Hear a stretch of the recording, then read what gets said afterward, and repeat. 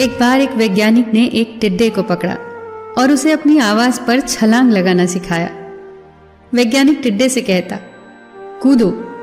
टिड्डा उसकी आवाज सुनते ही जोर से छलांग लगा देता। अब वो वैज्ञानिक था तो प्रयोग करना तो बनता ही था। उन्होंने टिड्डे की छलांग पर प्रयोग किया। वैज्ञानिक ने उसकी एक टांग तोड़ दी और फिर बोला, कूदो। अब टिड्डे की छलांग की दूरी कम हो गई। वैज्ञानिक ने उसकी दूसरी टांग तोड़ दी और फिर बोला, कूदो। टिड्डे की छलांग और कम हो गई। अब तोड़ी गई उसकी तीसरी टांग। छलांग की दूरी और कम हो गई। एक एक करके बेचारे टिड्डे की सारी टांगें तोड़ दी गई। अब आखिरी टांग टूटने पर जब उसे कहा गया कूदो, तो वो हिल भी नहीं पाया।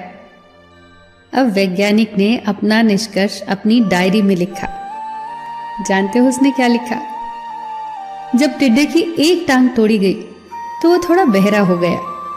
जब उसकी दूसरी टांग तोड़ी गई तो वो और बहरा हो गया। हर टांग टूटने के साथ वो और बहरा होता गया और सारी टांग टूटने के बाद वो बिल्कुल बहरा हो गया। जोर जोर से चिल्लाने का भी उस पर कोई असर नहीं हुआ। वो तो अपनी जगह से हिला तक नहीं। छलांग लगाना तो दूर की बात थी।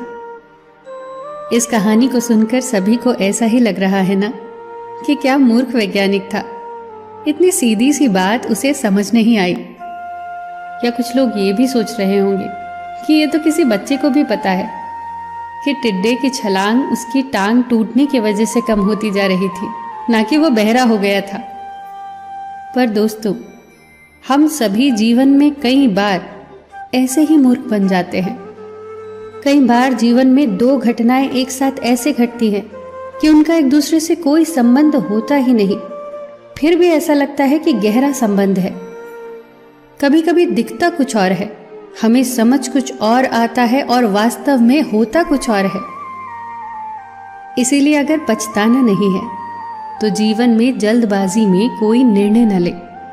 हमेशा समझबूझ का इस्तेमाल करें, सावधानी बरतें, नतीजे सोच विचार कर ही निकालें। दोस्तों, आपको ये छोटी छोटी कहानियाँ और उनकी सीख कैसी लग रही है, हमें कमेंट सेक्शन में ज़रूर बताइएगा। आप अपने सुझाव भी लिखिए जिससे हम और बेहतर करने की कोशिश करें। फिर मिलेंगे दोस्तों अगली वीडियो के साथ। तब तक के लिए अपना ख्याल रखना और हमेशा मुस्कुराते रहना।